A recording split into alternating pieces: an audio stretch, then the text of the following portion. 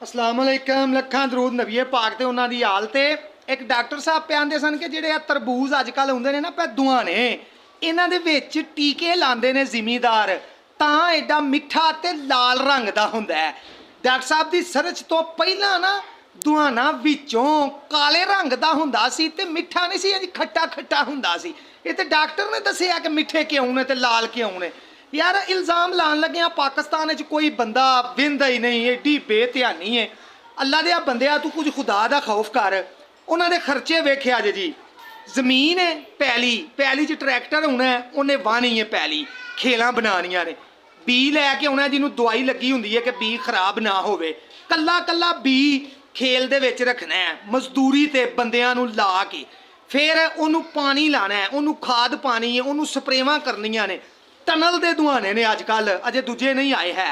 Tunnel का होंदा सरिया लग के तो उहदे उत्ते छापर लगा होंदा, थल्ले भी छापर पिया होंदा, छापर दे उत्ते मिट्टी रख के मिट्टी च बी लांदे ने, इंज दुआना तैयार होंदा। इन्ने खर्चे करन तो बाद जिमीदार अग्गे ही 12-15 रुपये किलो 20 रुपये किलो तुसीं ला लवो पैली चो दुआना देंदा। दुकानां तो जो 30 रुपये किलो मिलदा पिया, 15 रुपये 20 रुपये किलो पैली चो पिया देंदा है। टीका ला के तेरा की ख्याल है कि उन्होंने इस रेट ते वारा खा जाता है, या टीका तू की समझना मैं कि उतों कोई पूरी मिठे दी लिया के जिन्होंने स्क्रीन आंदे ने घोल के टीके च भर के ते ही ठोकी आउंदे ने, पंजां दी पूरी पूरी पैली नूं कर छड़ी। ये कोई सौखा काम है पूरी पैली दे विच फिर के कला कला दुआना ते उहदे विच टीका लाना। यार किवें दियां इल्जाम तराशियां, जेहड़े मर्जी जिवें मर्जी कोई बंदा गल कर छड्डदा। डॉक्टरां वो ये तुहाडे वांगू जिमीदार नहीं करते तां ही अजे तक पिछे ने। तुसीं ते इंज करदे हो ना, खाली ड्रिप लई है, उहदे पानी भर के एक जरदे रंग की पूरी 12-14 बोतलों के थोड़ी थोड़ी पा के उहदा रंग बना लेना ते आखना जी ये 900 की बोतल है। यार तुसीं अपने तक ही रवो, इन्हां विचारियां नूं जिन्ना कनक च घाटा पै गया ना, इन्हां नूं उत्थे ही रहन दिओ, दुआनियां दे मगर ना इन्हां दे चढ़ो। वो अगर तुसीं थोड़ा जिहा महंगा भी लैके खा लोगे तो मर नहीं चले, बच पवो दे।